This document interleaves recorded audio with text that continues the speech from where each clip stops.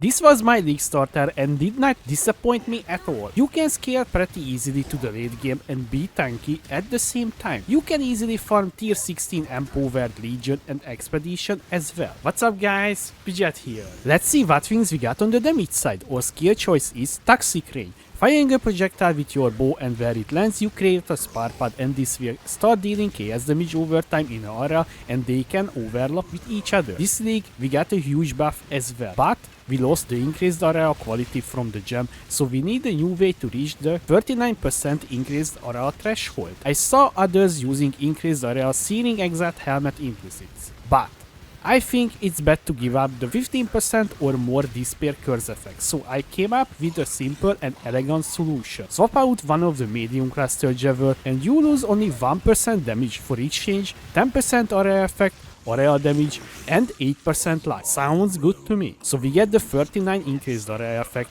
using the Bowmaster 20%, the Glovecraft 9% and 10% from the Towering trait. For clear, we using Caustic Arrow. You fire with your bow and where this projectile lands, it will create a caustic ground and this will dealing chaos damage over time. Alone this skill is not too good for clearing. Because of that, we adding Aura Nova support to it. With this combination, our clear will be much faster. Our biggest and best multiplier is coming from a secondary source. Using Ballista, we can have 5 of these guys. They will have stuck wither on the bosses, which is 90% chaos damage increase by default.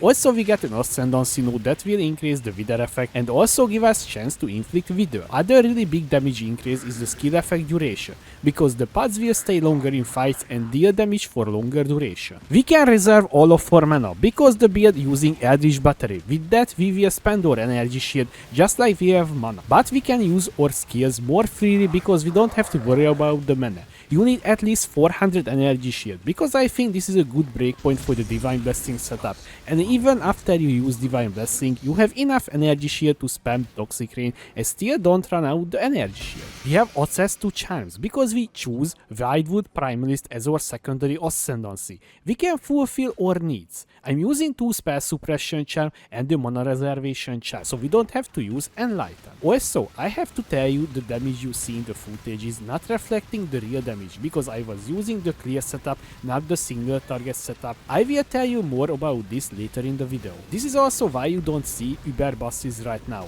It's expensive to run them and right now the character is not ready for Ubers. But I will keep you updated with this build before I switch to another immortal build. On the defensive side, we converting big chunk of physical damage taken to elemental damage. We have 63%. Using Lightning Coil, that's around 50%. Rest is from the helmet. When I was making the video, Taste of Hate was still too expensive, but I will buy one soon for the uber late game. Because we take that many damage as elemental, we can use all the elemental damage reduction flasks, Ruby, Topaz and the Sapphire flask. So we reducing the damage we take from the physical damage that we converting to elemental damage. Using Grace Aura for evasion rating, so we almost can die from the monster's basic attacks or projectiles. Now we almost can be touched by physical attacks, only danger left for us is the spell damage, reaching 100% spell suppression from the tree, gear and from the charms. You guys asked me already many times what about the other immortal builds. Well, I looked into it and I find something interesting. Of course, we can't use tattoos, but I think we could be even more powerful than last league, so stay tuned, or if you want to get early look into the new builds and want to support me at the same time, you can join to my Patreon. I planned many builds, only in the next 2 weeks you will get 3 more builds. I would like if you hit the like button like the shaper hitting the adder, so it can start spread to more people. Thank you. Few important things you need in the build, because we're using Eldritch Battery, you need energy shield and evasion bases and pure energy shield base helmet. Our weapon is a standard crafted bow with +1 socketed bow gems, increased chaos damage over time, attack speed and craft +2 support gems and chaos damage over time multiplier.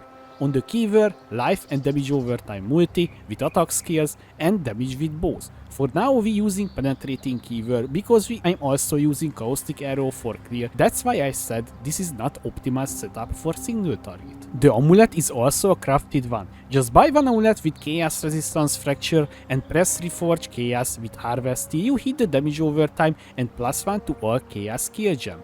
You will hit +1 every time you press the reforge.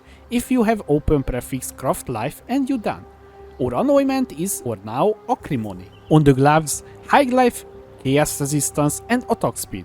Craft increased area.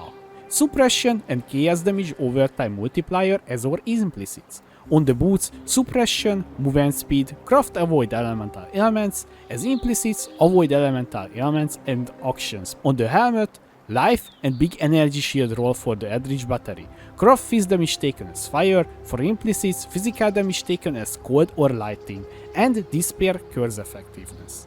On the rings, life and attributes and resistance and craft minimum frenzy charges. On the belt, life and strength also increase flash charge gain and increase flask effect on you. So the flask we using is a ruby, topaz, sapphire, quicksilver, divine life flask. All the flasks needs to be with this mod, increased effect and reduced duration. Pay attention when you rolling your flasks, because there is many mod combination with these two, but the duration reduce is even bigger, so your flask will not have 100% uptime. The submods reduce mana cost, change to avoid being frozen, and all elemental resistance. When you doing boss fights, change your quicksilver flask to silver flask with attack speed. Pantheons we using is the following on boss fights: Soul of Solaris, Minor Soul of Rislata. The low life part could be life saving if you start panicking when you life drop below half, also worth to upgrade this one for the reduced life regen on enemy. For mopping, I'm switching to Soul of Lunaris, I'm also upgraded this. Bandit 2 passive points. I just want to highlight a few things on the passive tree that you need for the build. Using 2 8 passive cluster jewel with Wicked Pole, Unwaveringly Evil and Unholy Grace. On the other side, another 8 passive cluster jewel with Unholy Grace, Unwaveringly Evil and Dark Identitation. 2 medium cluster jewel, Repeater and Streamlined. On the other, Spike Concation and Special Reserve. When you want to do big boss fights, switch out this cluster to Vast Power and Towering Threat. The rest of the jewels is rare with area damage, life and chaos damage over time multiplier, or regular damage over time multiplier. Charms I'm using right now is Suppression on this one and Suppression as well, and Onslaught on kill, and the last one is Mana Reservation. We taking Pathfinder as our Ascendancy. On your first lap we take Nature Reprisal. I'm leveled with Toxic Rain, so this node was a game changer in the early X. Second lap, take Nature's Adrenaline. Now you generating flash charges. Third lap, Nature's Boo. For the last 2 points, I just picked up these small nodes here. This is for mapping. When you're doing boss fights, take the Master Surgeon node. Gem and Gemling, starting with our clear skill in our bow, Caustic Arrow, Arrow Nova, Awakened Swift Application, Empower, Vicious Projectiles, and Awakened Void Manipulation. When you doing boss fights, switch out the Caustic Arrow to Toxic Rain, Mirage Archer to Arrow Nova support. Also you need to recolor your bow and switch out the Swift Application to Efficacy. Our secondary source of damage in our body armor, Efficacy, multiple totems, Void Manipulation, Focused Ballistas, Ballista Totem, and Toxic Rain. In our gloves, Withering Step, Summon Skitterbots, Malevolence, and Grace. We socketing here the auras because we have +1 to socketed aura gems craft on these gloves. In our boots, Vitality, Clarity, Despair, and Ancient support. The reason is why we using Clarity in the Eldritch battery build because we take the Mana Reservation Mastery, 8% increased damage for each of your aura or hera skills affecting you. So this is just free damage increase for us. In our helmet, cost for damage taken, Immortal Call, Divine Blessing, and Haste. I hope you enjoyed this video. If you have any question, please leave a comment below. Also, I would like to say thank you to my Patreons for supporting me.